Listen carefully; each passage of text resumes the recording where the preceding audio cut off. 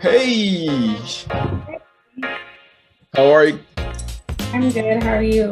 Pretty good. Can you hear me pretty well over there? Yeah, I'm hoping you can hear me. Yes, your sound is perfect. I'm just working with this janky ass microphone sound. You I know. have a janky microphone too. I don't even have the stand anymore. I used to have a stand and it broke. Actually, low key though, I think I saw one of your recent podcasts and you were like, I felt like you were just like, fuck it, I'm gonna just do it. And you were holding the mic, and I was like, actually, that's pretty cool. Like, that's pretty cool. Like, I've never seen that, and it felt like it just felt so authentic. Like I've never seen that anywhere on YouTube. So, hey, keep doing you. I have to, one thing about it, the show just has to go on. So it's like I can't, like, just because I don't have a microphone stand doesn't mean I can't record. Like, you know Oh, what I'm saying? oh yeah, yeah, yeah. I agree with you. Like, so, I mean, just in the process of just trying to get this podcast going, I've just had to be comfortable with things not being perfect. Facts. Facts. Facts. Things are not going to be perfect. And if anyone is starting a podcast, that's the honest to God truth. You just got to do it. If it's in your basement, I don't care. You just got to do it because if you don't start from nowhere, then you'll never start. Oh yeah, oh yeah. Like, it's. I mean, especially for somebody like me. At times, like I like being a perfectionist. So it's like every time you're recording or you're like about to publish a video, you can see all the cringe. Only you know what didn't go well. I mean, most content creators are perfectionists, That's like the biggest downfall to content creating in general. Like no matter what you do across the board, you will re-record something 10 times just to, I guess, get it right. Oh yeah. Oh yeah. And I mean for me, it's I mean I have it hasn't caused me this actually yeah, it's caused me a little bit it causes me a little bit of anxiety at times. Like, oh shit. Jesus, Jesus, Jesus, Jesus. But you just gotta deal with it. Yeah. Yeah. Anyways, how you doing today? I'm good. How are you? I'm all right. I'm all right. Long day, tired. Texas summer. Yeah. You in Texas? Nah, I'm from I mean, the whole time I spent in Texas, I should say I'm from Texas, but I'm from Africa actually. Okay.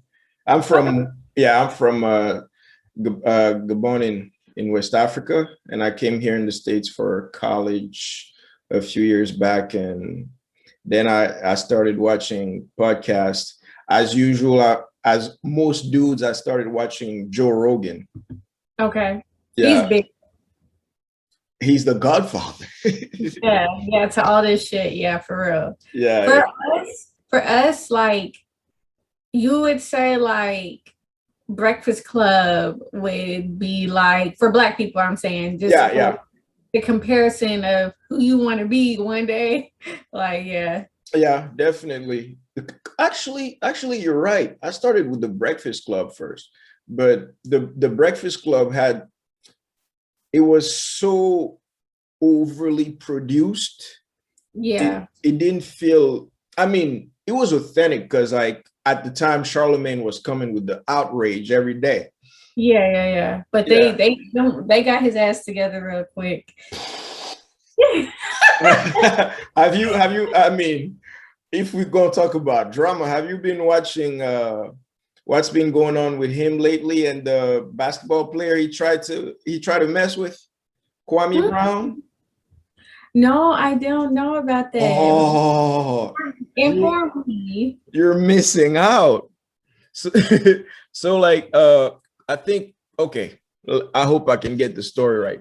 Kwame Brown used to got drafted, was one of the first uh I don't know if he was the first, but one of the first basketball players who was a number one draft pick straight out of high school.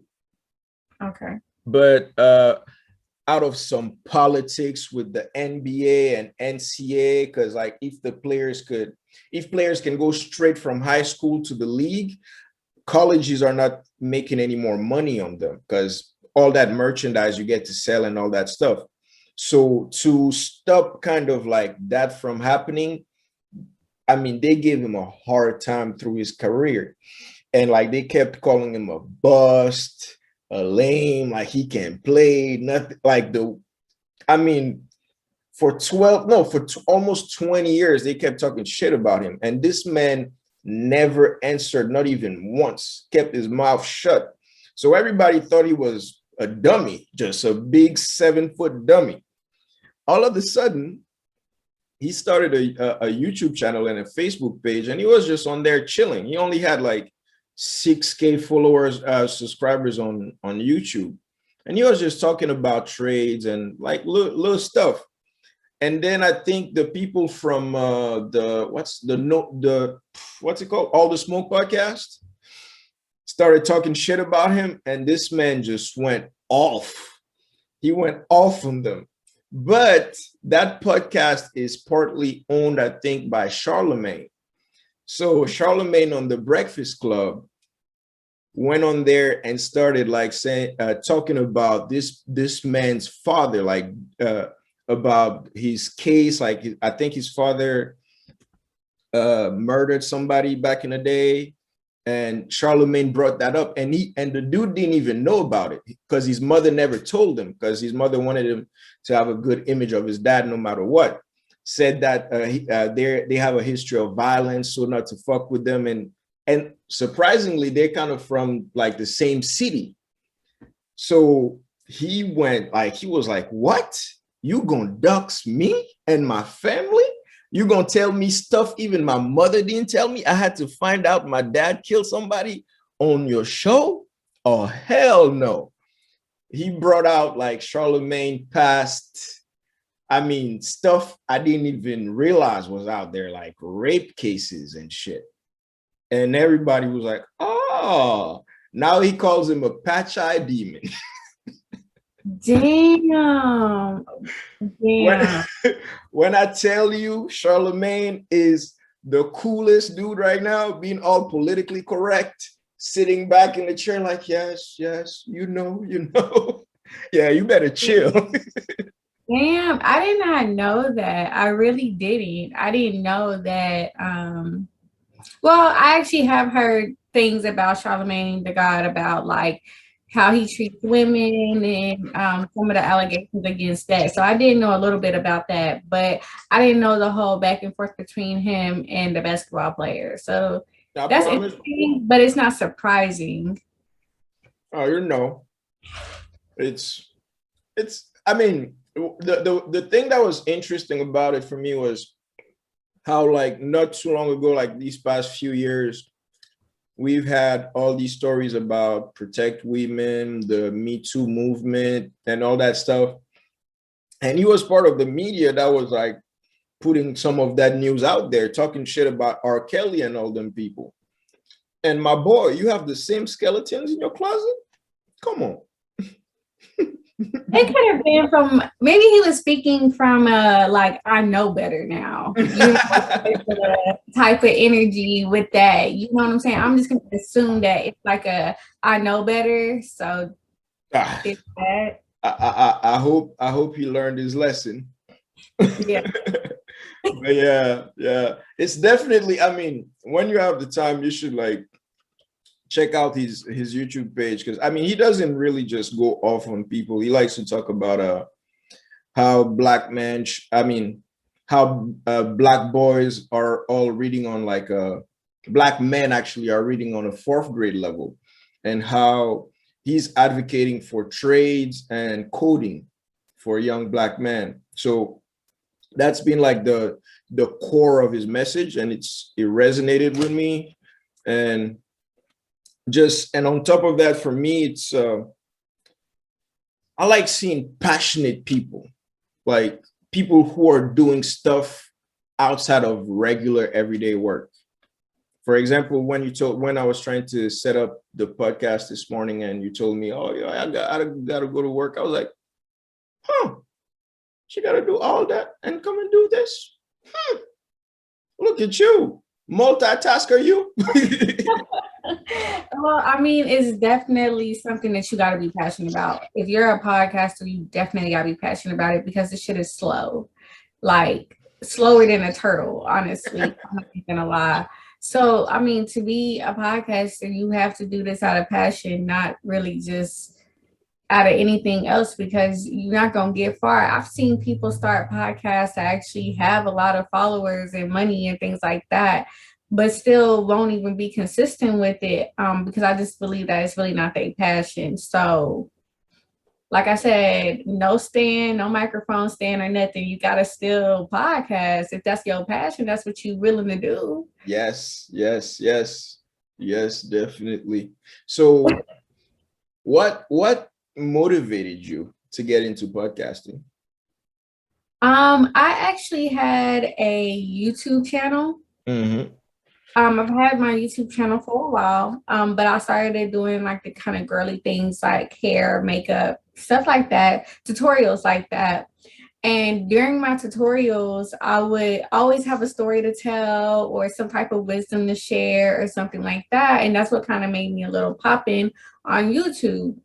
And so I didn't even know podcasting was a thing until the end of last year. So I was real late to understanding that there's actually a platform that people get to talk and talk their shit and people actually tune into it. So once I found that out, I got into it and that's what made me start it. But my whole reasoning behind it is because I really am a ball of wisdom.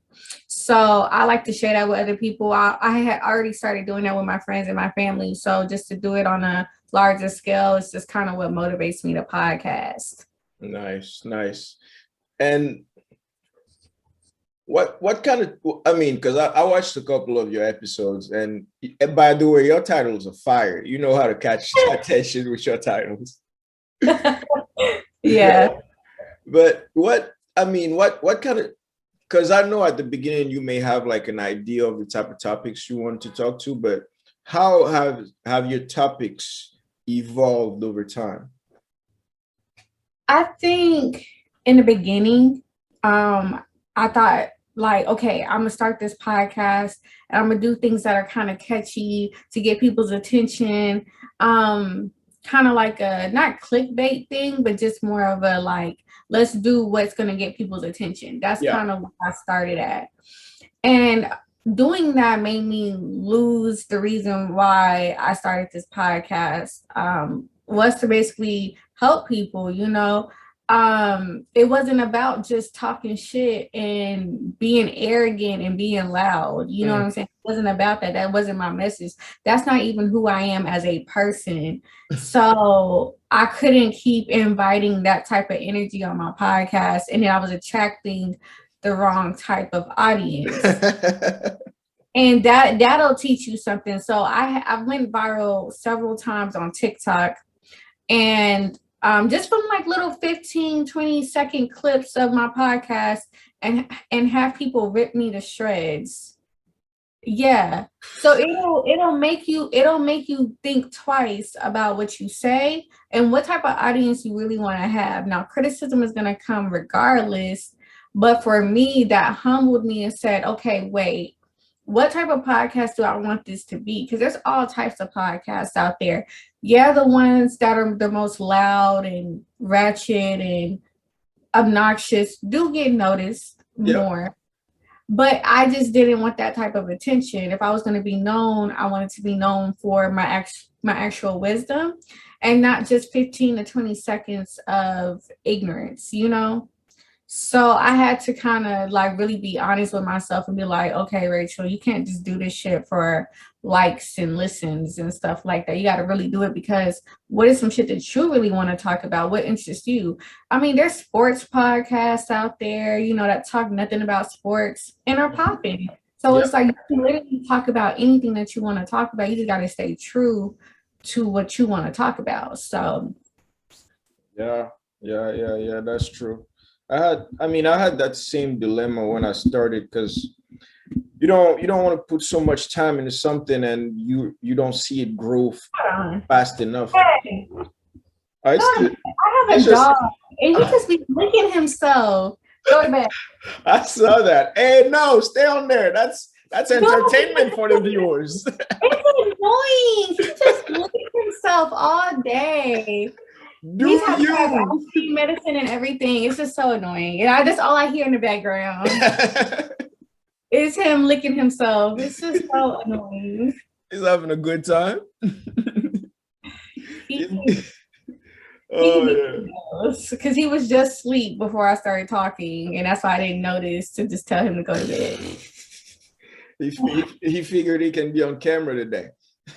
Well, that's what he wants to do. So podcasting, yes. you gotta roll with it. So yes. That's part of it. That's part of it.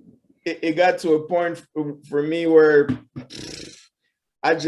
when I start recording, I just try to get my feelings out the way. I mean, they're still there, but there's a little voice in me saying, calm down. It's okay. Just let it ride. Yeah. Because so many things go wrong on a regular basis. Way too many things.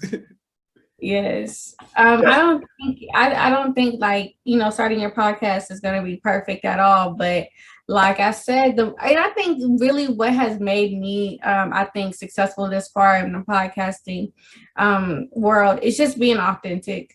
The more authentic I become, the more comfortable I am podcasting. That's why I'm able to stop and tell my dog to go to bed. Because there you go. It's like I'm human. This is human shit. Like my dog licking himself in the background. This is real shit. This is not like I know sometimes people get in front of a camera and then, become something else. And it's like I think I have built my following just by being me. Yeah. I was thinking about that at the beginning as well. Just at first, because I started a couple podcasts. I mean, never got them published, but for me, it was always like, do I want to keep a facade the whole time I'm doing this? That sounds exhausting. Right? Yeah. That's just too much. So I figured, okay, I'll just make it simple. I'll invite my friends and people I want to talk to. I'm not going to make it too complicated. If I invite somebody, I'm not going to let you stress me the fuck out because I don't have time for that nonsense. If I send you a message to invite you, you don't answer, I'm not going to run after you. Like, I created this to be stress-free. So yeah, you go over there with that bullshit. Yeah, right. just keep it simple. Like it's so much easier. And then there's also the part for me where the podcast really, in my case, wasn't to like put out a message. I mean, I welcome everybody that comes on to put out their message. Like I like to talk to like new businesses, startups, all that good stuff. I want to see everybody succeed because I know the struggle. My podcast is struggling, but at the same time, it's like I'm not going to overextend myself. Like, no, that's not happening. I can definitely agree where you're coming from with guests. I stopped having guests on my show. I did. I stopped for a while, and I think I'm not going to pick it back up. I don't think I would just have any and everybody. I would have people that are content creators with me on the show because they understand. Yeah. You know what I'm saying? Versus if you're not a content creator, then you don't get the purpose in all of this. You know what I'm saying? You like your little 15 seconds of fame. And after that, you're not really interested in it no more. Yeah. When you're a content creator, I feel like you have a purpose. And like you say, you just don't want to be stressed out about it. You don't want to be, that's not what podcasting is. That's not why people content create, not to stress themselves out, but to express themselves. And that's just kind of one of the things I learned. I just won't invite any and everybody on my podcast personally. Yeah. I agree with that 1,000%. And on top of that, if I invite you on my podcast, like, you better come and teach me something. Yeah. Teach me A lot something. of people don't have anything to add when it comes to stuff like this. Like, and I also realized with podcasting and inviting guests and being guests on other people's podcasts, they don't have personalities. Mm. They don't have personalities. They have images that they like to portray, or you have an image, but they don't have personalities. You know what I'm saying? And I've learned that because I've been guest on other people's show, and then I've had guests on mine, and some people lack in the personality department. Oh yeah, big time. Like it's such a struggle when you're on camera with somebody and you have to like carry the conversation.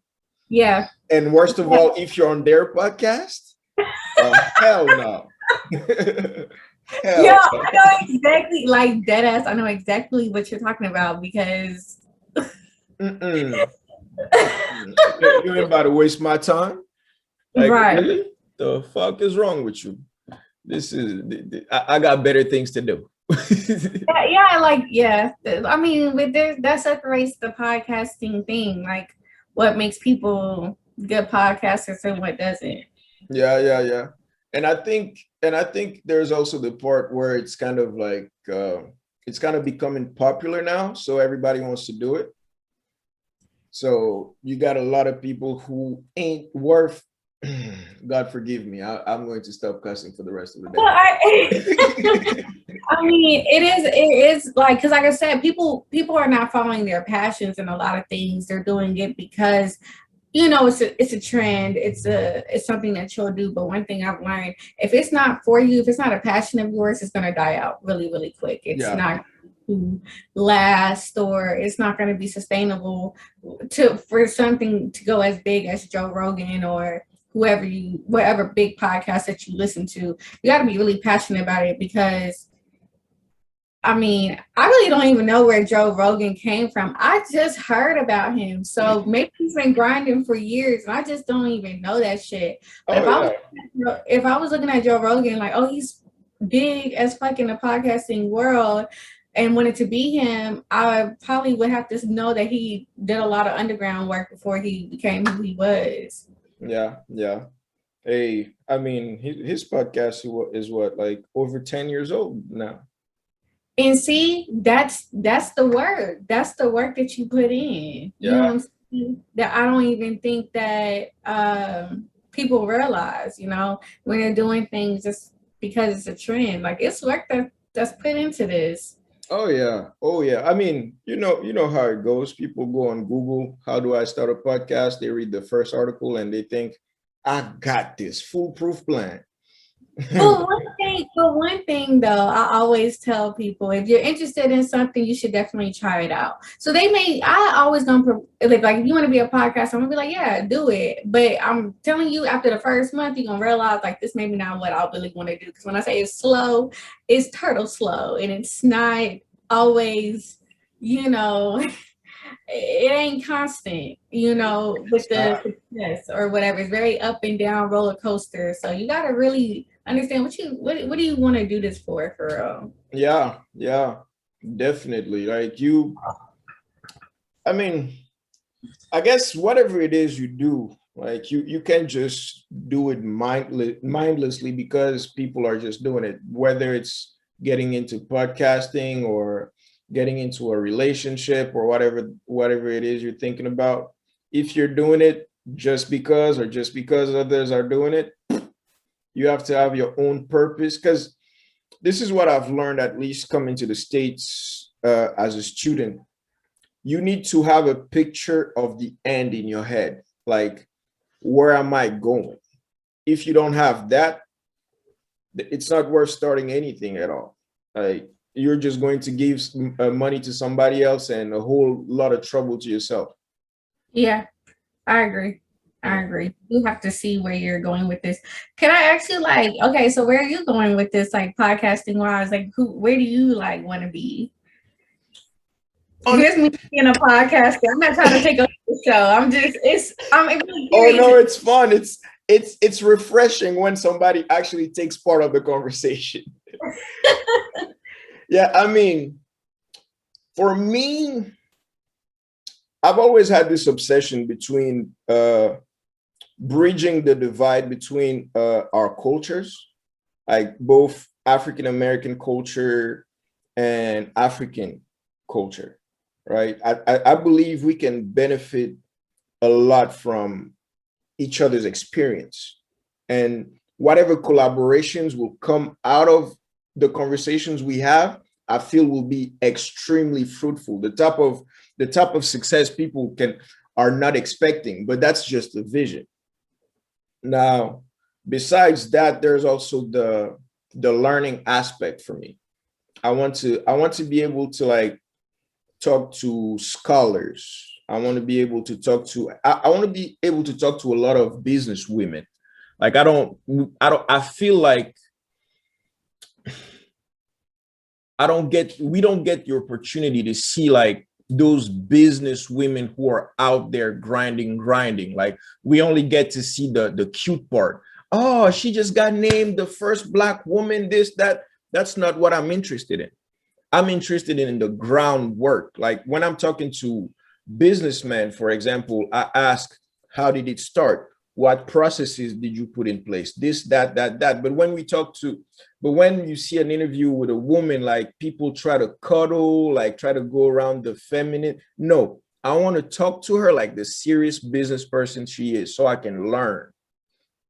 So eventually, at least the next stage of this podcast, I hope, is to combine with other podcasters to maybe create a podcast network. And then after that, if God willing, things go well, maybe scale it into a media platform. Because out of the podcast and the archives that we produce over time, I feel like there's so much more content that can be produced from that. Just taking an editor and getting him to cut some clips, put them in a story, that would be great.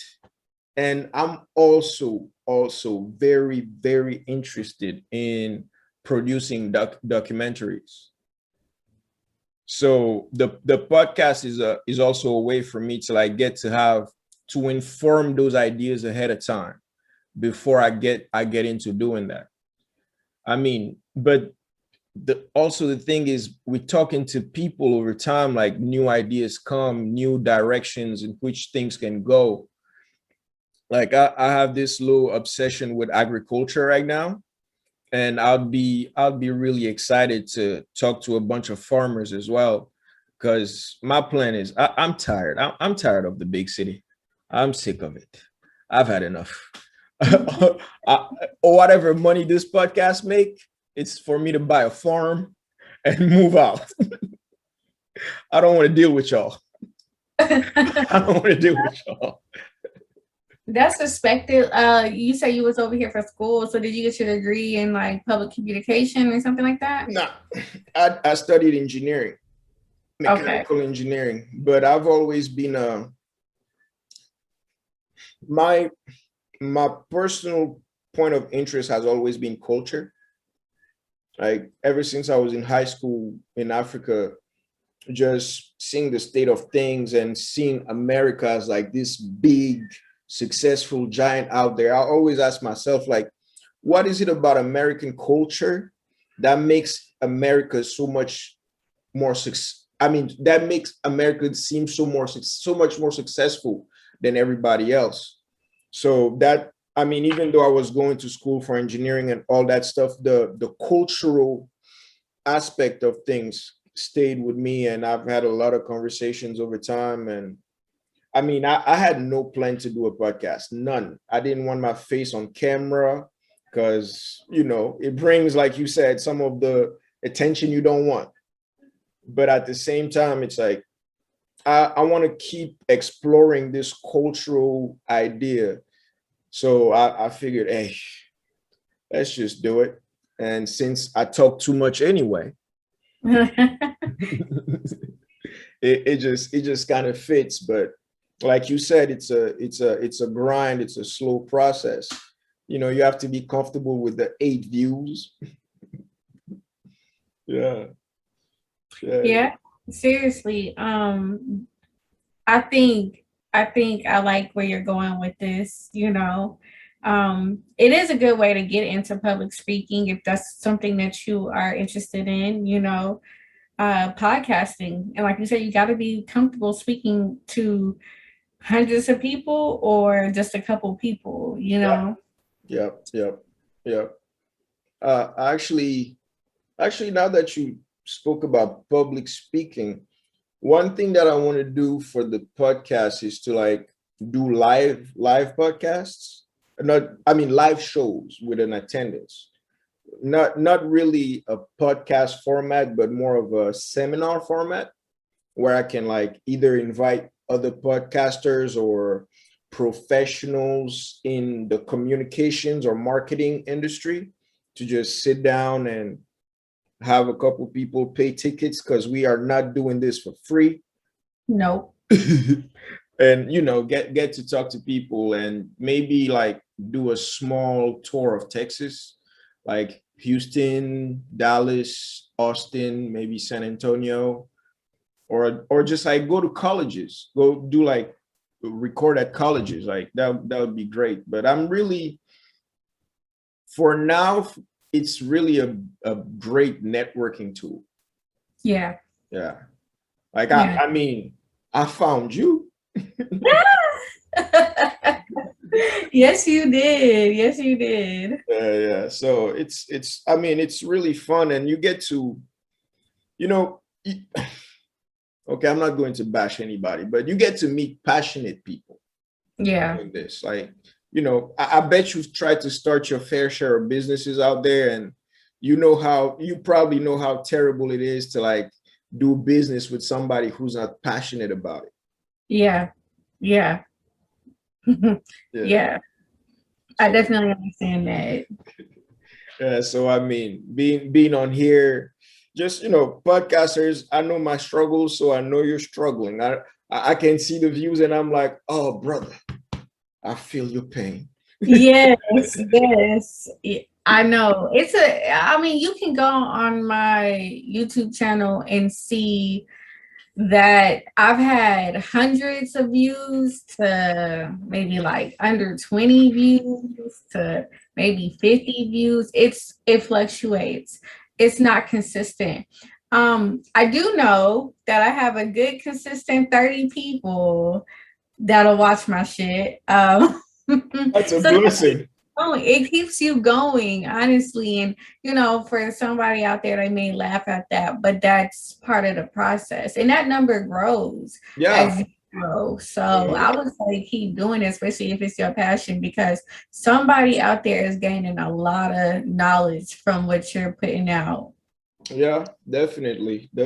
Just, I mean, for me, I've found peace in, I mean, it's probably a little corny to say this, but it's one of the first projects that I've put out there where my father specifically is passionate, passionate about watching it and giving feedback. Oh, so that's a way for you to connect with your dad. Oh yeah. I mean, ever since the podcast started, I've had some of the most transformative conversations with my parents. Because for example, what my mother was telling me is that my father would watch the podcast and say, "Oh, he got that from me." Oh, he got that from me. He got that from me. So, and then when I say some dumb shit like when I call, we'll talk, and you say, "Okay, that wasn't true. I wasn't like that." Or no, that was a story I had to tell you when you were a kid. Well, that's nice that you're able to connect and you have that family support, because a lot of people do like public things and their parents don't agree with them being that public and open, so that's something that you're experiencing. I think that's really good. Oh yeah. I mean, for me, it's been therapeutic. Like it's just, I mean, because I was afraid of it as well, just because my parents raised me in our very, I mean, strict is not the word. Very tough. Very tough. But so the whole time I was thinking, nah, they're not going to be down with this. I need to hide my face and this and that. But surprisingly, they were happy. And I know how blessed I am because I see so many people try to start something and it's their family that comes and just shuts it down. Or if they can't shut it down, they'll just, go at your spirit, break you, So it's definitely a blessing. It's definitely a blessing. I don't wish people would have my parents because they don't want that ass whooping once a week. But it's really important. I feel like it's a different type of motivation when the people who are close to you genuinely believe in you. Not because, oh, I love you and all that stuff. No. I actually fucks with it. Yes. Right. I'm sorry, I'm trying to get comfortable here. I'm so uncomfortable in this chair that I'm sitting. Ain't nobody paying us. Do we have a boss? Don't apologize. No. Yeah. But back to your podcast. Where do you see your podcast going?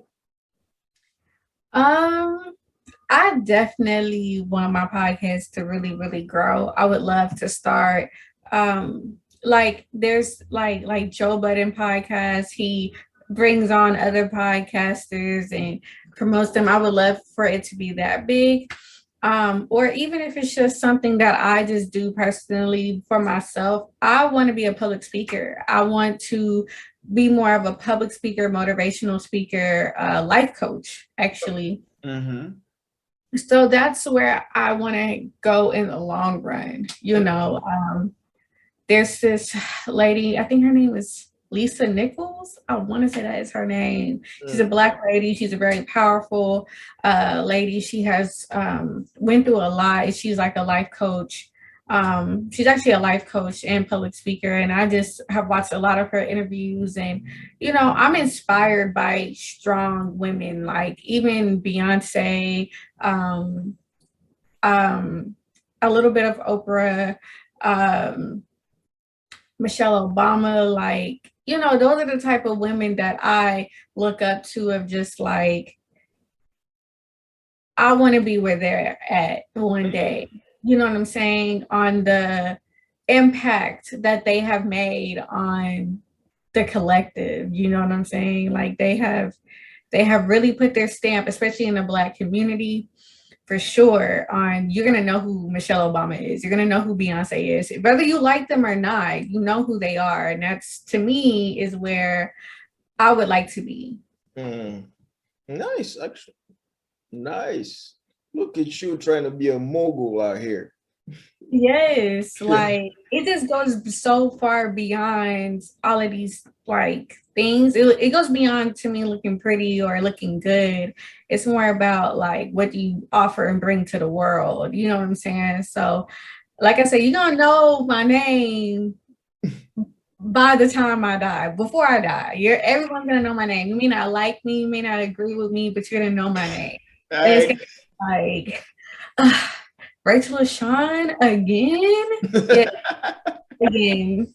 That's me. Trying to be out here. Yeah. No, I can respect that. I can respect that. Ambition is something I do admire in people. Like it's so, like one thing I've noticed amongst my friends and just even in college, as we grow up, you see people who are really passionate give up on their dreams, and that shit looks scary to me. I mean, not scary, but it's more like it reminds me to stay focused. Like it's so easy to let life get in the way, let life beat you down, and just okay. I want to be a mogul, but this looks like too much work. Okay, how about? But one thing I always say about that though is, because I'm not gonna lie, I wanted to be this aspiring boss woman for years. There's pictures, videos out there where I have literally been putting in the work for the last 5 years or more, you know what I'm saying, to really be somebody. And I have given up. There are several times I gave up. But one thing about things being your passion or your calling, it picks you. You don't pick it. You can't give Yes. up. You don't, Yes. you don't get to say, okay, I don't want to do this anymore. Because what will happen? Your job gonna piss you the fuck off, and you're gonna be like, I gotta make it. You know what I'm saying? You're gonna pick that energy back up. And so in the tides of the up and down of saying like, I'm gonna give up, I can't do this, just maybe not for me, life will tell you to pick it up again, and you will. So that's my message out there to people who have a passion and they just have given up or feel like it's not for them because it's a ugly process. I'm not even gonna lie. This is ugly. Yeah. It's ugly. Dog in a bed, fly, like it's ugly. It But is what it is. it is what it is.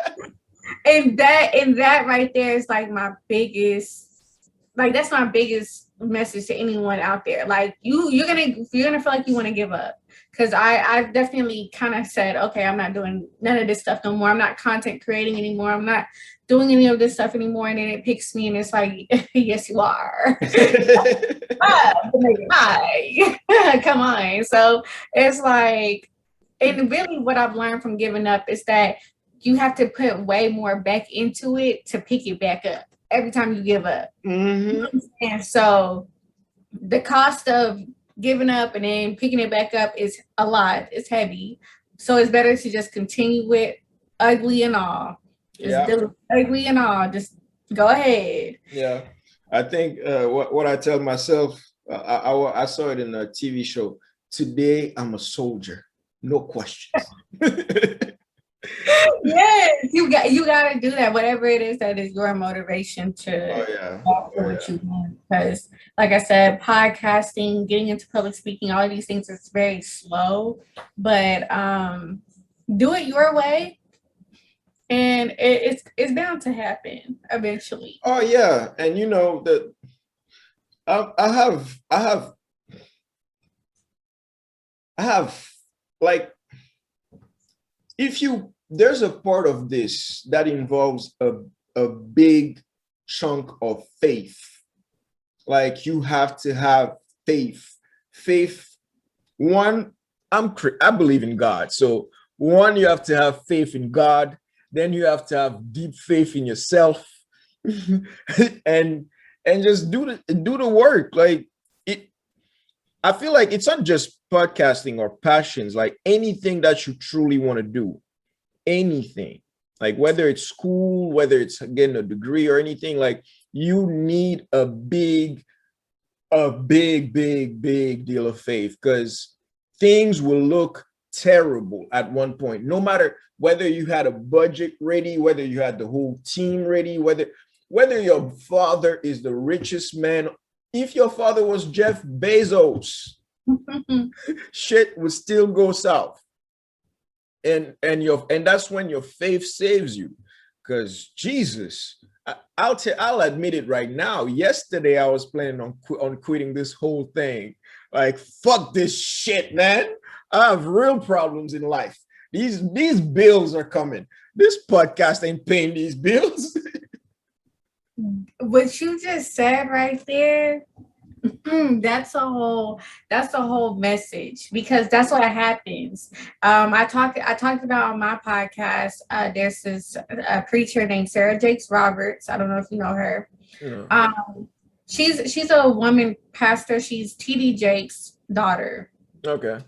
So if you know TD Jakes, he's a famous preacher. His daughter preaches as well. And she was talking about how, it's your passion when you can't give up on it. You're willing to go through the sacrifices and everything. And sometimes your passions don't immediately pay your bills or you don't see the money, right? And like I said, this podcasting shit will make you want to be like, what am I doing this for? It really will, but you have to have a true passion for it, like literally, and it takes time. So,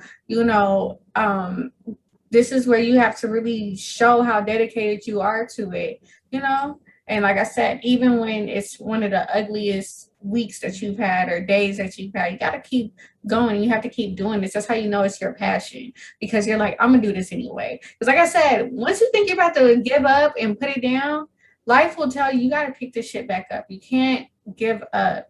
And I'm speaking like I didn't probably just have a breakdown last week, like I was gonna give this shit up, but it's true. It's really, really true. And I'm speaking from experience. I'm not speaking because I never have bad days or I never have bad weeks or, all of these things, but I keep going because you're right. I do have real bills. I actually didn't take up a second job recently because I'm like, I could put that energy into podcasting. If I'm going to take a second job, I had to really think like, yeah, okay, more money, but it's going to take away from my passion. And I'm going to look up 10 years later and be in the same position, because honestly, that second job is not going to make me rich. My first job sure in the hell not going to make me rich. So it's like, you know what I'm saying? Are you willing to gamble and bet on yourself when things are looking ugly? You know what I'm saying? And say, I believe in myself that one day this shit is going to pay off. Yep. That's the right attitude. For me, it's also, for me, giving up always brings me face to face with the ugliness in myself. Because like when I'm not following, not even just passion, but like that little voice in my head, when I'm not listening to that, I get angry. I get aggressive with everybody. I get impatient. Like, when you meet those older men who never followed their dreams and they're just bitter towards anybody, just take off the old and just put, that's me right there. And I hate that version of me. Like, I hate that version of me with a passion. If I could whoop my own ass, I would. So I tell at least my parents, like, you like me better if I'm following my passion. Because if I'm not, if I'm angry, trust and believe I'm fucking this shit up for everybody, because I'm not going to be miserable by myself. I mean, that's literally, there's literally people out there that's like that didn't follow their passions or won't even follow their passions and are bitter towards the world because of it. They're the ones that's under your comments telling you you're stupid. Or you need to shut up or something.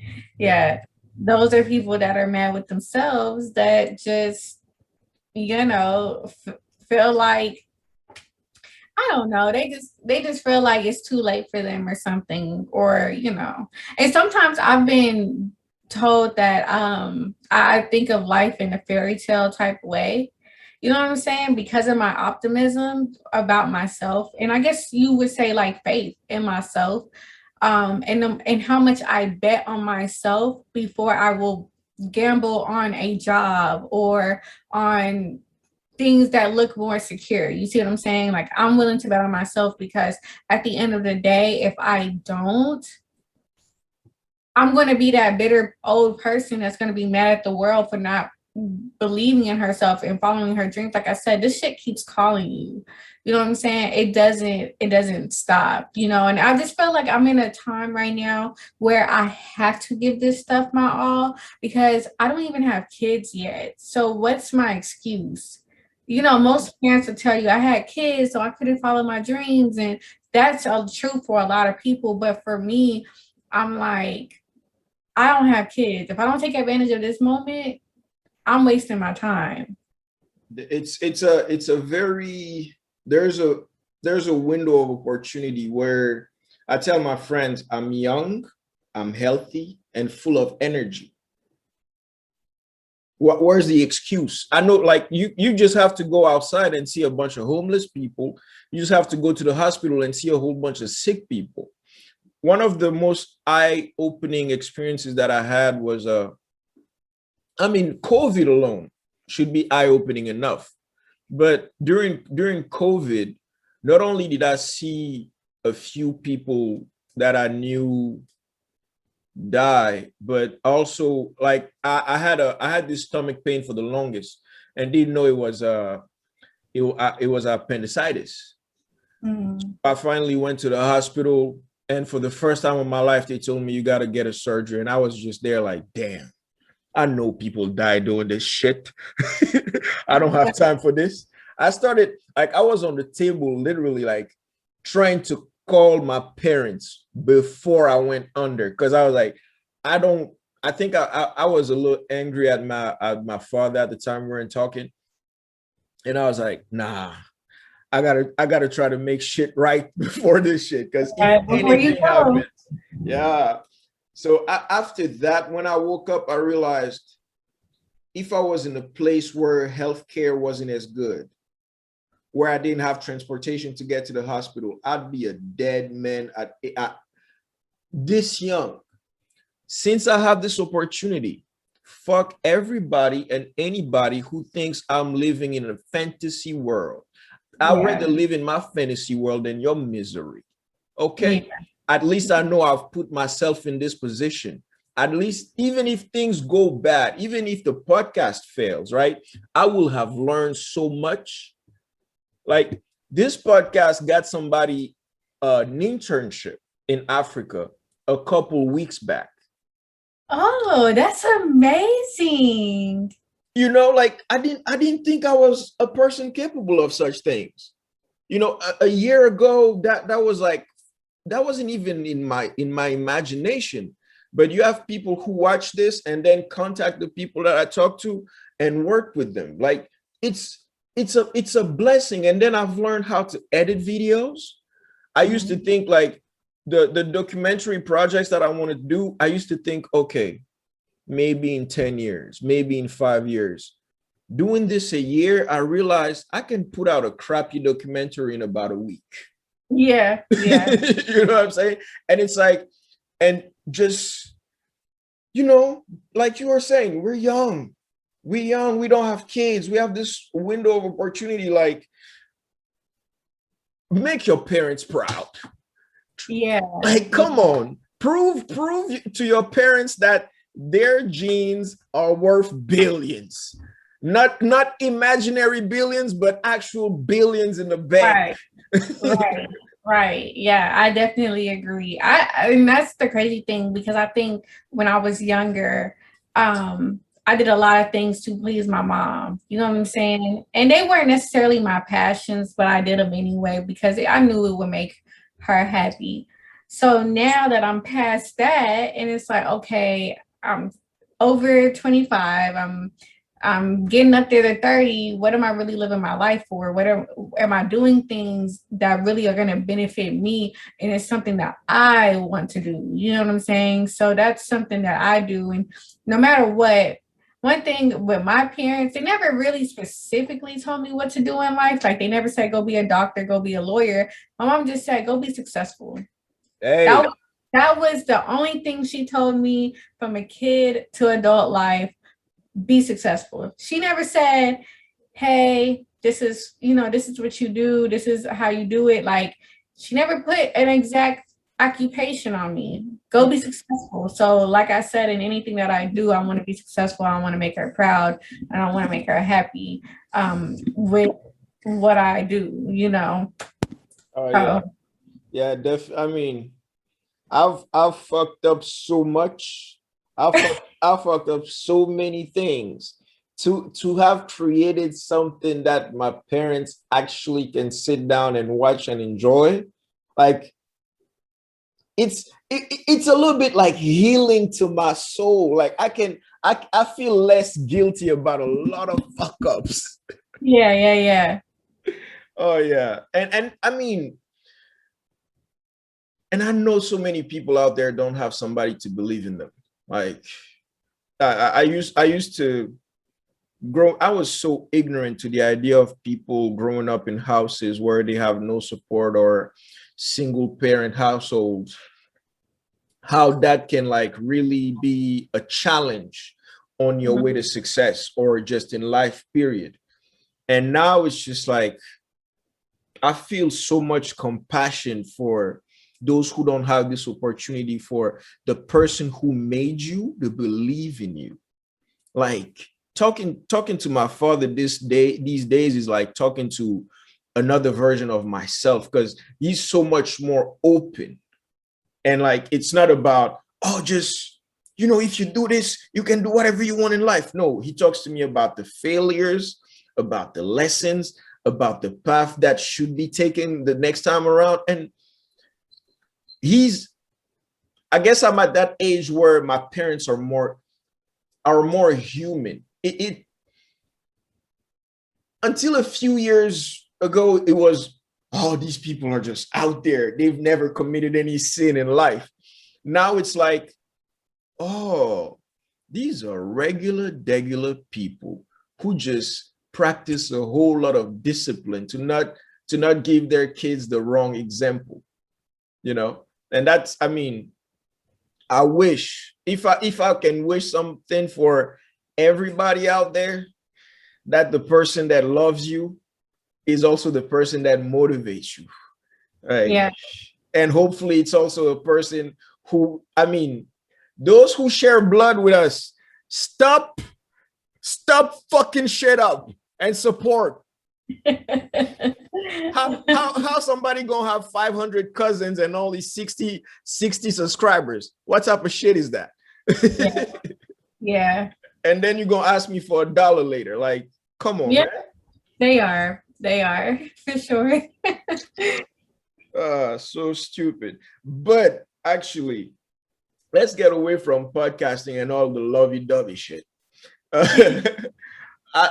of your podcasts that I watched was the one where you talked about,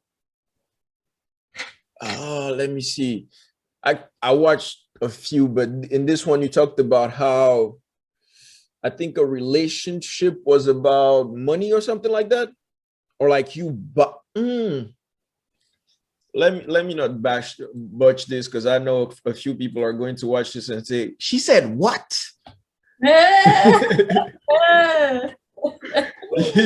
You know how it goes. Right, I do. She's on YouTube, huh? Okay, let us go ruin her comment section. Let me see. Mothers.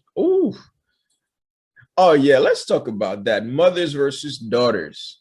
What is that about? Well, not every daughter and mother have the best relationship. I feel like a lot of things with women is rooted in competition. And you don't even realize it's a competition until you realize some women never felt actual affection from their mothers. They don't get hugged. They don't get a kiss on the forehead. They've never been able to cry in front of their mothers and their mothers hold them. You know what I'm saying? So that and then turns to that daughter growing up into a woman and not being able to empathize with another woman, not being able to see her as a sister or a friend or something. They see her as automatic competition, or this woman can take my place. I don't believe that women are natural competitors. Biologically, when you're born, I don't think you're a natural competitor. That's something that you learn. Society teaches you, you know what I'm saying, that it's a dog-eat-dog world. Somebody's going to take your man. You learn those things along the way. But when you're a little girl, you're just, you want to play with that girl on the playground. It's no second thought about it. But I think that comes from the relationship that you have with your own mother, of how that relationship is and how the love that she shows you. So, like I said, I spoke about in that episode how I actually had affection from my mother. You know what I'm saying? We don't have the best relationship, but the affection part, especially when I was really younger, is still strong. Even to this day, I still hug and kiss my mom on the cheek, which is something I know a lot of women have never done and don't do. Same thing. Sometimes there's fathers out there that haven't hugged or haven't allowed their son to even cry in front of them and stuff like that. They haven't been able to share intimate moments like that. And that will affect the man as he grows up. And then that's kind of how it happens with women too. If you don't ever see that intimacy first from a mother, you'll never know what that's like publicly. So Yeah, that actually makes a lot of sense because, for example, for us men, I guess it justifies how insensitive we are to each other's pain. Like, I mean, this is, I mean, because there's like, I mean, a lot of people learn it, I guess, from home and just from the social norms that we have. But it's like, hey, little doggy dog, chill out. he in bed. Go to bed. Oh, I'm sorry. Go to bed. He's not letting me go to bed. He does not want to go to bed at all. Just put him on your lap. Oh, he's showing out so bad. Go to bed. Go. He's trying to be in a podcast. Just put him on your lap. He's heavy. He's like almost 50 pounds. Oh. He's like small in height, but he's big. And he's been well fed. Yeah. He's big. So I'm sorry about that. Hey, woman, stop apologizing, okay? He doesn't even do this when I record my show. That's how I know he's just on something weird tonight. He can feel the energy. I know, my boy. I know.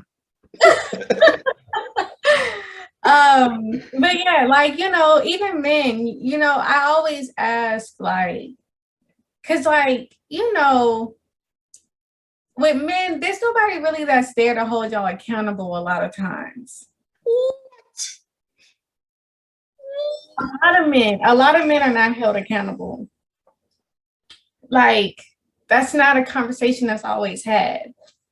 Well, with you and your father, I'm sure there's accountability being discussed because you can talk about your failures and your mistakes, and your dad will say, okay, this is what you need to say. This is the lesson you need to learn and improve from it. But a lot of men don't get to have those conversations with their fathers. The conversation is like, you see that basketball game? You see that playoff or whatever? Yeah. I don't know what to talk about. I'm sorry.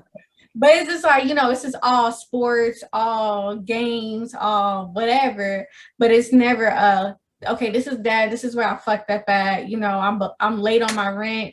And dad's like, okay, well, this is what you need to do to enhance or make your money situations better. Or, you know what I'm saying? Like, men are not having those conversations that really will help improve him as a man. You know what I'm saying? There's just certain conversations that's not being had, but it's all about football or basketball or something like that. And it definitely plays a part into how that man evolves and grows. Because if he's not taking advice from you, he is going to take advice from someone, but he's going to take it more from a friend that's just as ignorant as him or something. That doesn't know any better. So I mean, the place where you can see it the worst is this is not controversial. For example, sex education.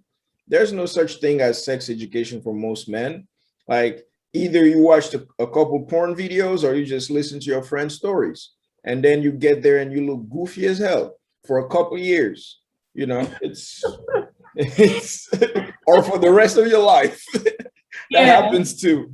But yeah, it's just it's there. I mean, I was talking to this friend of mine. She lives in France, and she was trying to talk to me about the way little boys are raised, and they're told a man don't cry, a man don't do this and that. Like, I don't think that's necessarily wrong, but there's something about it that's definitely not right. I'm not being allowed to cry. You know what I'm saying? Because it's like, I get it. I think for most men, a lot of men don't have the natural instinct to cry. Like me, as a woman, I'm gonna be honest, I'm gonna cry first and then deal with it. You know what I'm saying? Like, I don't know why, like, when life be lifing and things just happen to me, I'm gonna go in the bathroom and cry, and then I'm gonna come out and I'm gonna tackle the day. Like, I don't know why, but for a woman, that's just me. For a man, it usually takes a lot more than just a minor inconvenience that makes y'all cry. Oh, yeah. So, if you're told, like, let's just say you don't cry, like 365 days out the year you don't cry, or let's just say, but on the 364th day you just had a moment and you need to cry, and then you're like, no, don't cry. That just not being allowed to be like, okay, it's safe for me to cry, because if I need to cry it out first and then go handle my business. That's what I'm saying. I'm not saying get on here on your podcast and cry or go cry in front of your homeboys, but you need to know that it's okay to cry, especially if something traumatic happened. Like the first time I ever saw my father cry was at his mom's funeral. And that right there made me look at him differently because I understood the pain he was feeling. You know what I'm saying? His mom passed away.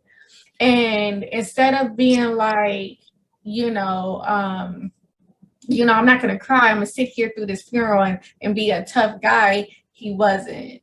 And I respected him for that because, like I said, all my life, I never seen my dad cry. I'm sure he's cried, but it's never been in front of me or anyone else. And I think we allowed him to cry.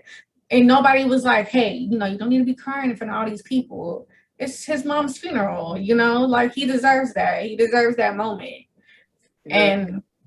And that's what I'm saying with men. Sometimes I just don't think you guys feel like you're allowed to cry, which I think you should.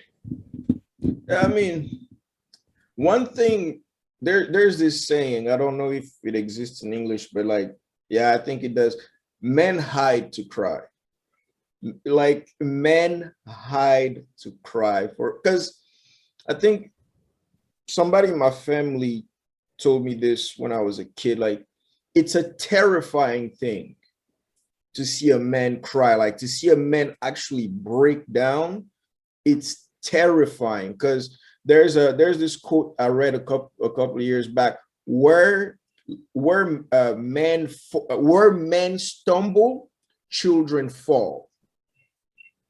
So it's like if in a situation of stress, the symbol of strength is destroyed, everybody else loses hope. So sometimes I feel men don't cry for the sake of the people they're leading, but I bet you, because I know where I do cry. I will not admit it on camera, but I know exactly where I go to cry. And I believe I'm not the only one doing that.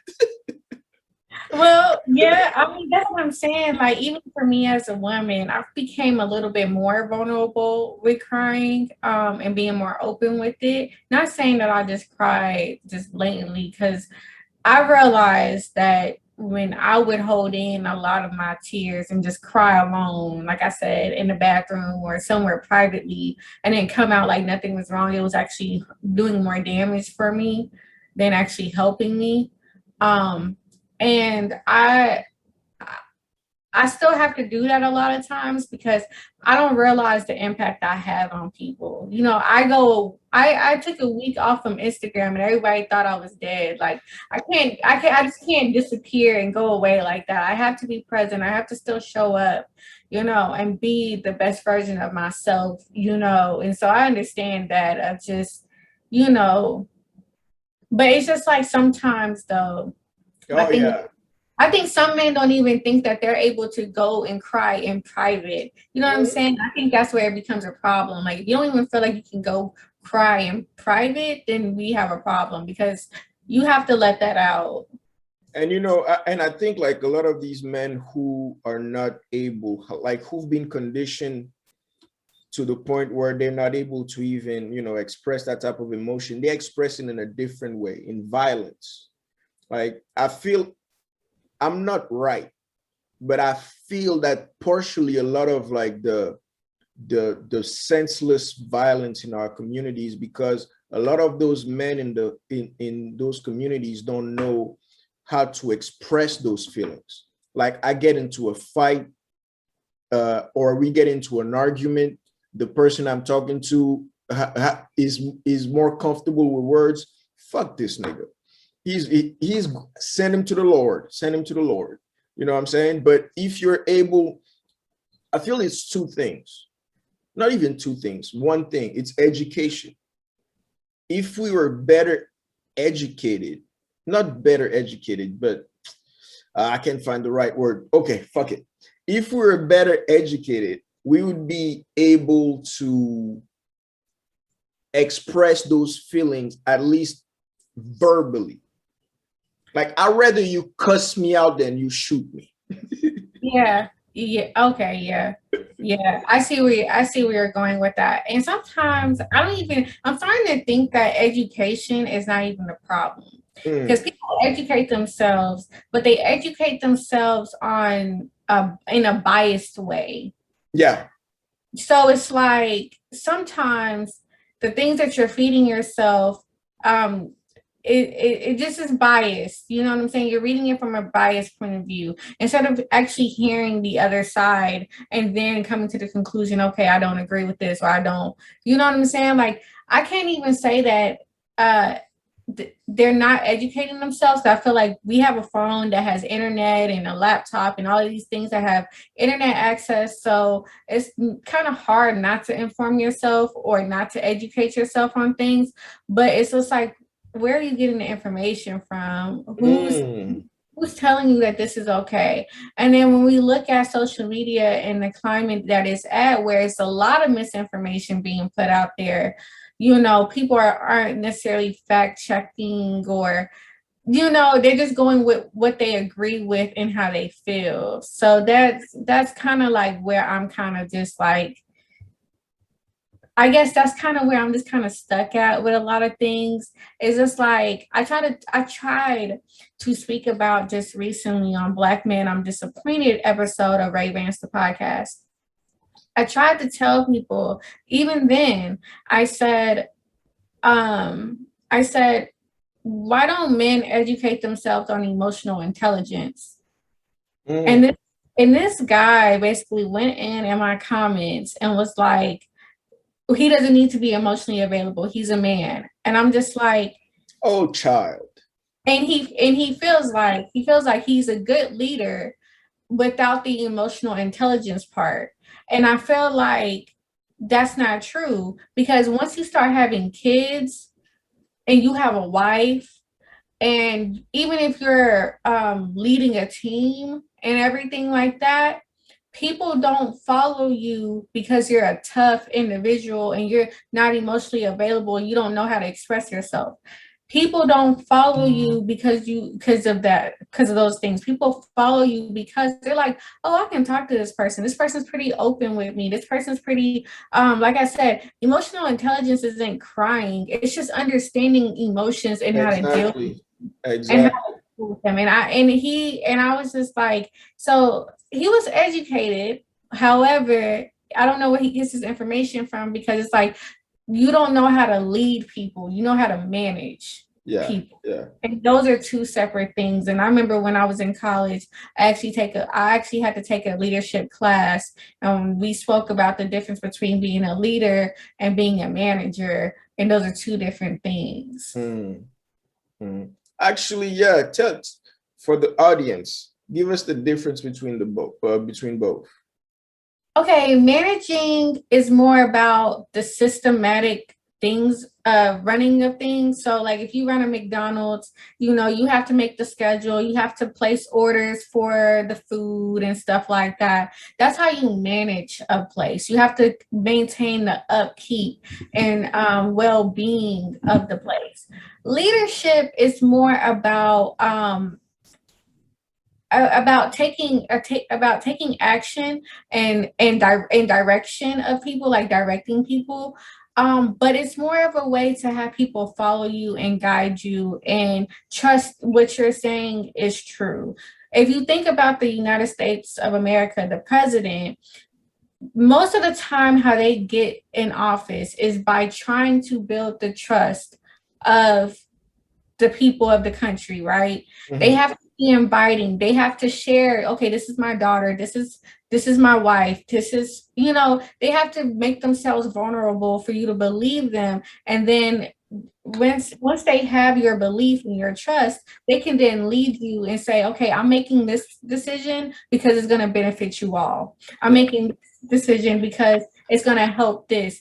A leader understands that what they do and the actions that they take help the team, help the people around them. When you're managing it, like if you were to be a manager of a country, you would just make sure that the borders are protected, there's no terroristic threats.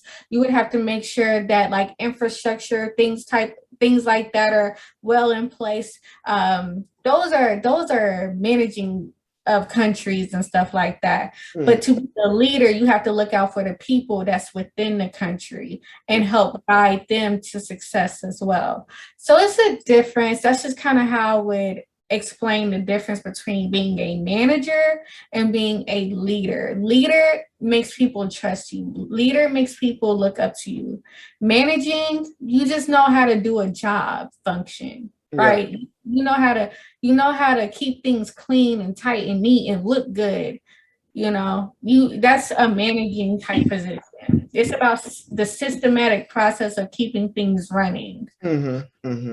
But we all know that the United States of America, the president, doesn't actually run or manage the country. Yeah. He plays the leadership role of making sure he motivates the people and he brings the country together and all of those things. They haven't done that in a long time, but right.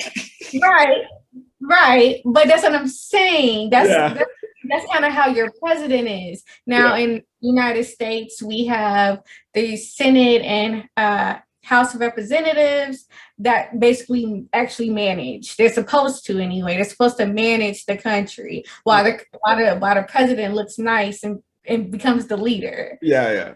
You see what I'm saying? So that's the difference if you want to put it in terms like that. Yeah. I really like how you put it. That's a good clarification. People watching this video, let us know what you think in the comment. Okay. But yeah, I like how you put that. Actually, I might have to cut that clip and put it somewhere. Yeah. Oh. Because, being a leader, you have to be vulnerable. And I think that's the part people miss when they want to lead, especially if you're a man of a household and you want to lead your family and you want them to do what you say. You have to be vulnerable. You have to let them kind of see that, like, not that you're struggling or that you're crying or anything like that. I think vulnerability shows I'm not perfect. Like you said, you thought your parents were just like these can never do wrong type people. And then you learn that they're people too. Yeah. And so now you're able to follow them and listen to their guidance more because they showed you that they're not perfect. Yeah. Nice illustration. Definitely. Yeah. Thank you. Gotta talk to my mother after this. Yeah. Oh, next one. The next video. There you go. Pussy costs money. Yes, it does. Elaborate, please. Pussy costs money because as women, we're told to have standards and to respect ourselves and respect our body, right? Most men, or if you had a daughter today, you wouldn't tell her, go date a guy that's a bum, that has no money, that has nothing going for himself. Usually that's what fathers would tell their daughters, right? Mm-hmm. I believe pussy costs money because most men, when they want that, they pay in some type of way. They take you to dinner, they take you to the movies, they get you your favorite snacks, they buy you roses or flowers. In some way, they're paying for the pussy. It doesn't have to be just money on your dresser or on your counter, like, hey, thanks for your services, like that. But it's like you're paying for it. You're showing me that. I think what people miss is that as a man, you want to show her that you can provide and treat her nice and get her things that she wants, so she will feel open enough with you to share her stuff with you. Okay. What I mean by yes, pussy costs money.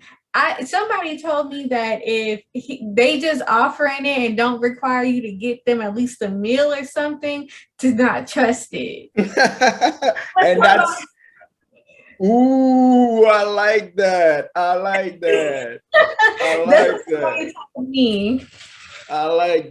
I mean, I like free cookies, but free cookies might be expired. Usually free cookies are usually the stale. They may not be as soft and moist. They probably dry and brittle. Well, at least at least it came from you. So these women talking that shit out here, we know what time it is, okay?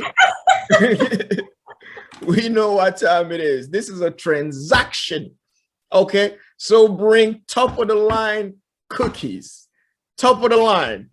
If you are one of those women that do charge like a transaction, you're not wanting the meal or the flowers or any of that. You're like, no, I want X amount of money.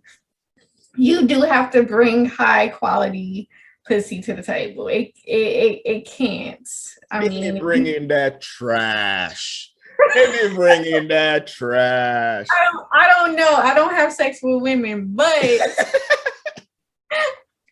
that's what he's saying, ladies. I don't know, but most women. They be bringing that trash. They be bringing that starfish. Oh my goodness. You know, most women though, like I said, if you're like me, you believe pussy costs. What you're wanting is wine and dine, have flowers, go out to eat, you know, spend time, have experience with someone before you give over the box. Like, you know, you wanna enjoy them. You wanna kind of figure them out first, you know. And I think with me, it's not so much about the amount of money that really concerns me. It's just, are you willing to do it? So one thing I realized about men, if men don't consider you someone that they really want to be with, they're not going to spend money on you. They will treat it like a transactional type thing. Yeah. They will treat it like a transactional type thing. So, I mean, like I said, some men will buy you a bottle, get you a couple of drinks. Men will spend their money, whether it's by the form of filling up the gas tank to drive all the way across town.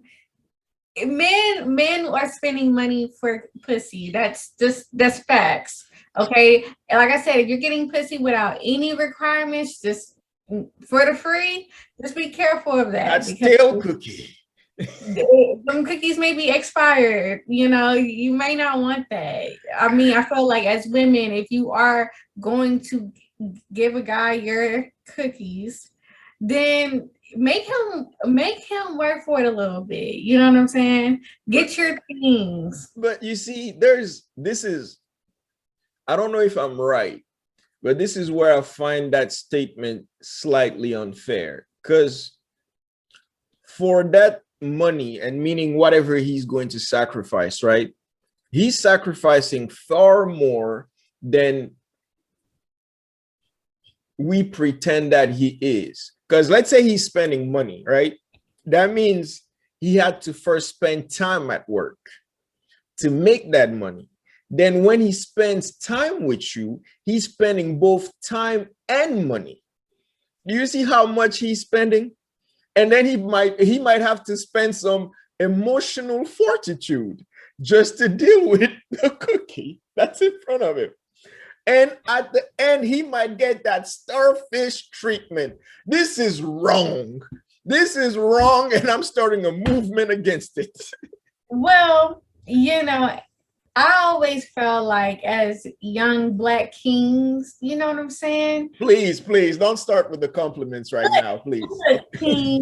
Listen, kings, if you don't feel like the woman you're dealing with is worth that much time and money and all of that, you don't have to do that with her.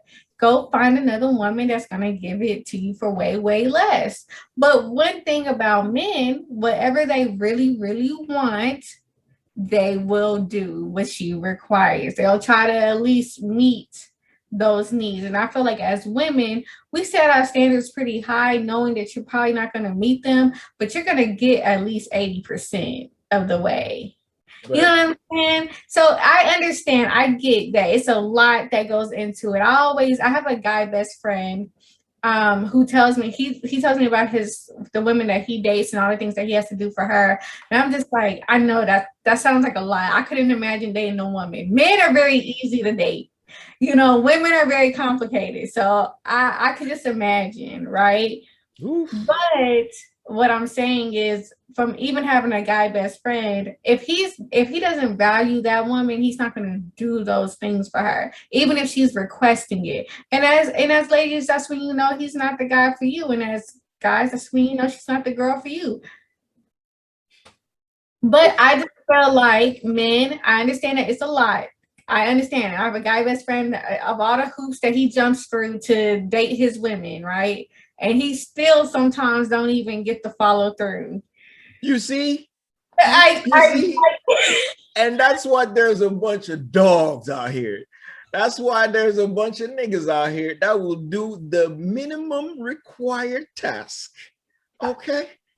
I hear you. Pretend all the way to the bank and then ghost the bitch.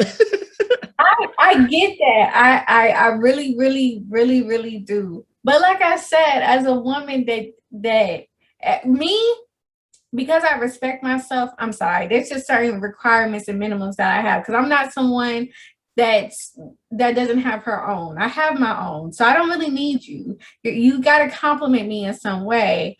But I think now, because what I'm starting to do is like, if I date someone, I'm gonna just tell you off the rip, we're gonna be friends. So don't even come in this thinking that it's gonna be I'm doing all this to get the cookie and be in relationship with her. No, I'm gonna tell you straight up, we're friends. And it's not to friend zone you, like you'll never have an opportunity of getting out the friend zone. It's just that I was kind of tired of having my own expectations, they're having their expectations, and then that's where things kind of clash, and we miss the fundamental purpose of why we even seeing each other, which is to build a relationship. You know what I'm saying? So it's like, yeah, I'm still gonna say pussy costs, because eventually he's going to start doing the things that I want him to do once he sees, oh, she's somebody that I really, really want. And I'm going to apply this pressure to make sure that I get her. And not only just get her, but keep her. So that's just where I'm at with it. I know. This is why these drug dealers are winning the game now. Huh? This is why these scammers are winning the game. Jesus Christ, we need a prayer. I'm gonna honestly say, let me tell you this, because I just spoke about this on my podcast, the last episode I uploaded. I honestly said how those drug dealers and scammers, they aren't the best type of men to date, because a lot of them they don't have personality. I'm gonna say that. A lot of them don't really have personality. And another thing that they don't have is like emotional availability. You know what I'm saying? They gonna tell your ass, get the fuck over it, right? And that's not what me as a woman wants to hear. So I'm gonna be honest, I don't promote them either, you know, in their line of work. But I can say one positive thing about them is that they make me or treat me better. Like, they'll make me feel like a queen. Like, anything that I want, they will go get in that aspect. They've always had the most compliments from drug dealers and scammers. Oh, you're so beautiful. You know, you look nice. You know what I'm saying? I like your outfit today. Like, they notice my appearance. They'll notice things about me. They'll compliment me. They give me my flowers, right?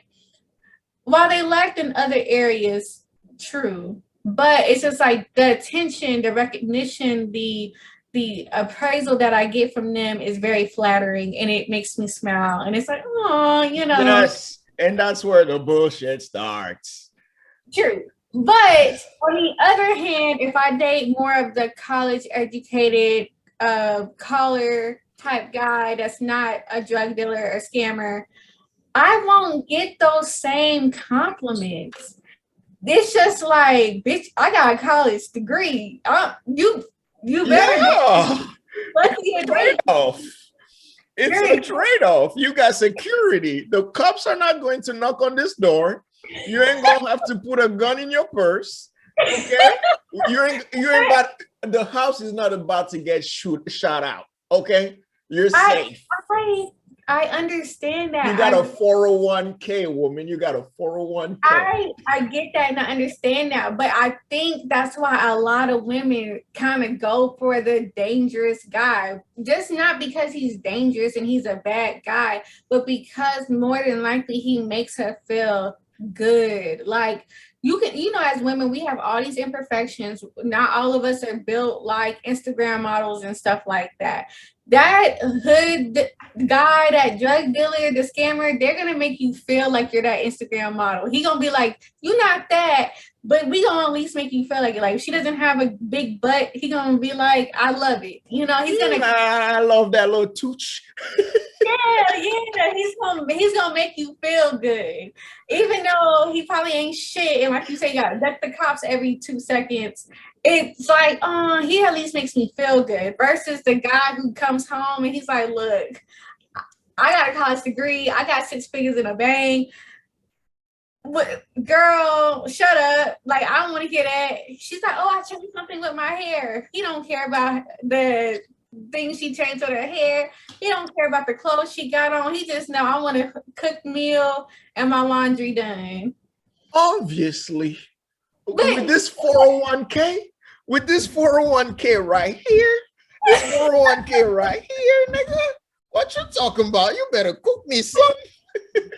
But I'm saying that's good in the beginning, because most women who get into relationships because of the security a guy provides, those relationships usually don't last. Because if he doesn't meet her emotional needs, because every woman is emotional. Oh yeah.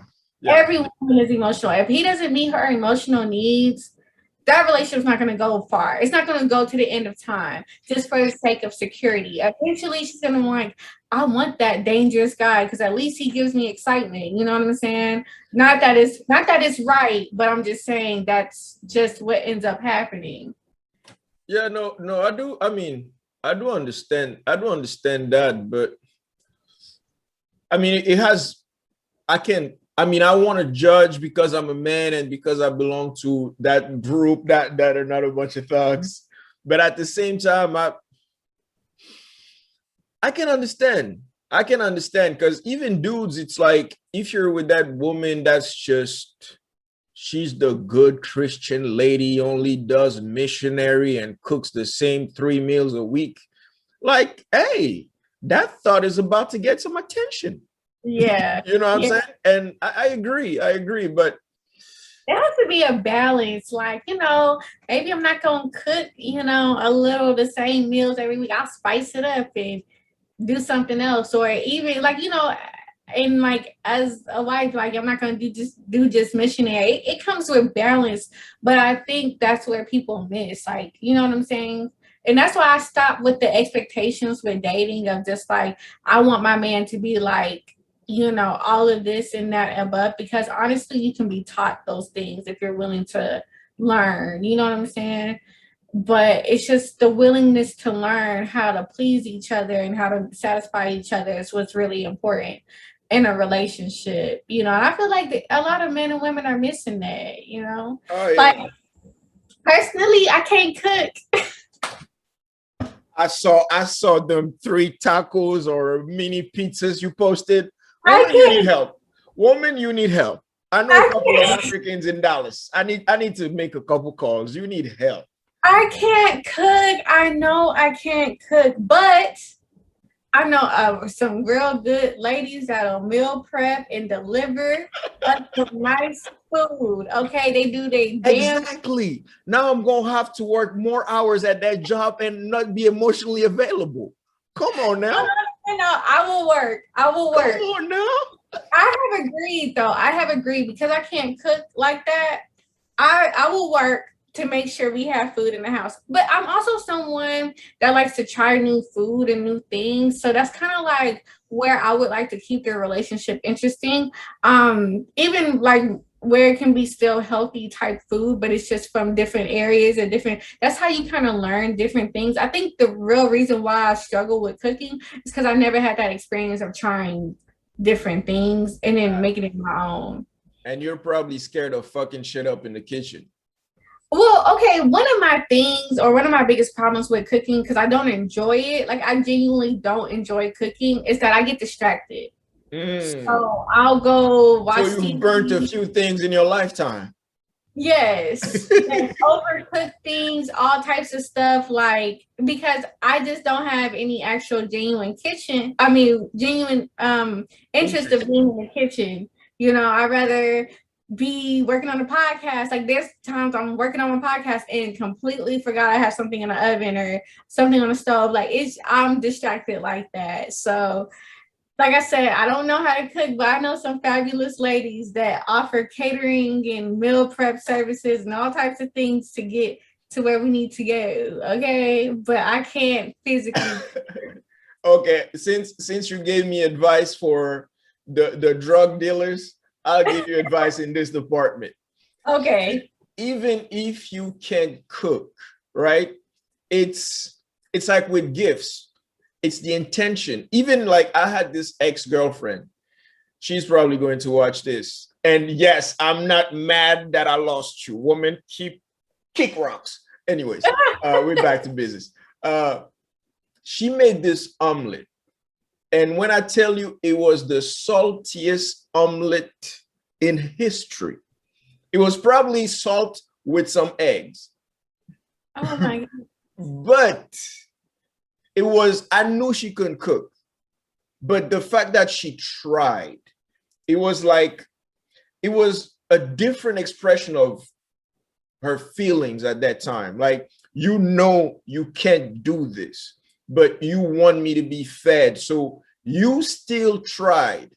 I did not finish it, I promise.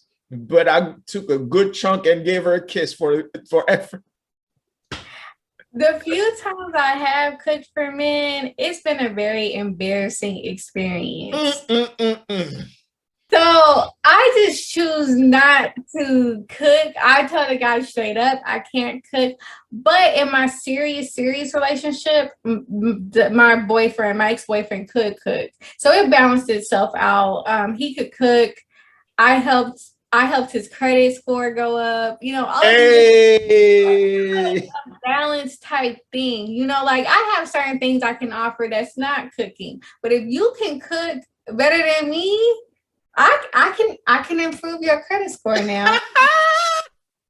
I can. She's trading an 800 credit score for a man who can cook. Look, I will. You can get in there and cook. You're gonna have the perfect credit score. Okay.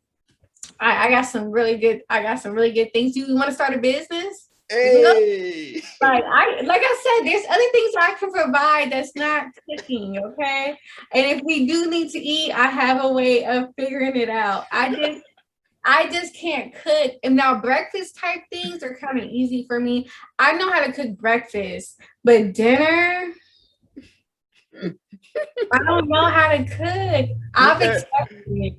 You better become a microwave champion, okay? And that's the thing. I don't even like things heated up in the microwave. I don't like the way it tastes. Wow. So you must eat out a lot. No. You just meal prep?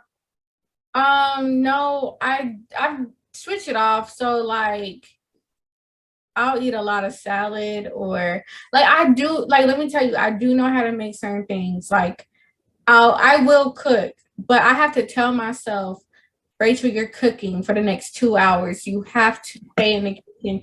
Don't leave the kitchen.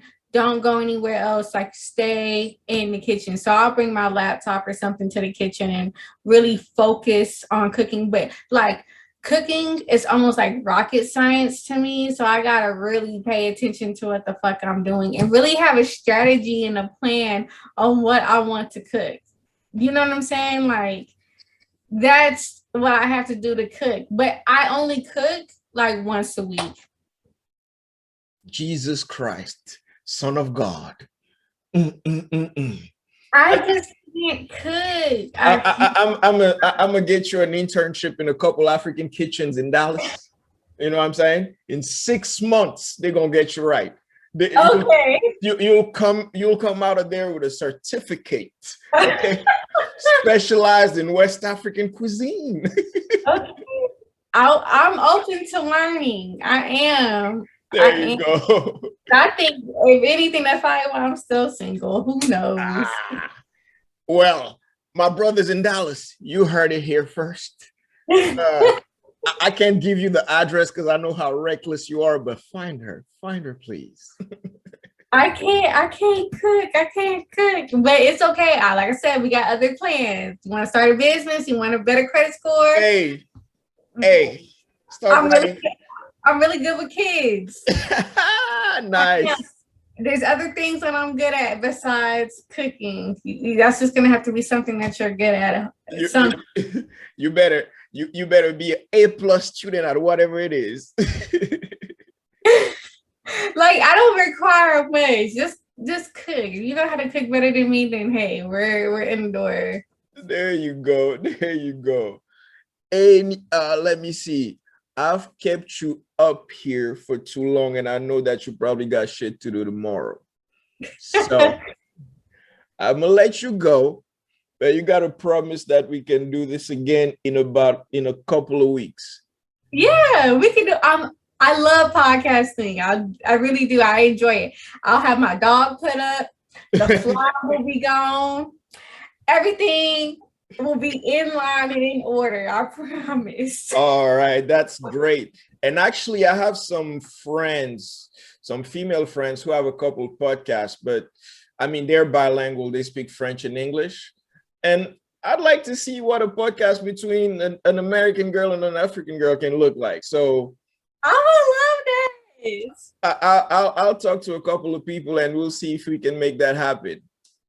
And there's another thing. I have a friend who has a music label, and her first female artist is about to put a mixtape out. Mm-hmm. And I would like to get like your fresh reaction. Okay. Yeah. So I think in a couple of days, I think probably the 10th, I'll send you the link so you can give it a listen and tell me if you like it or if Africa still needs to do some work. Okay. Okay, I definitely will. Thank you guys so much. Like, follow me on Instagram. All right. It's Rae Lashawn, RaeLashawn.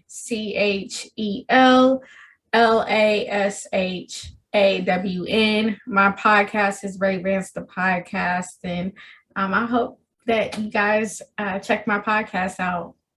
And if you have a bunch of African creeps in your DMs, I apologize.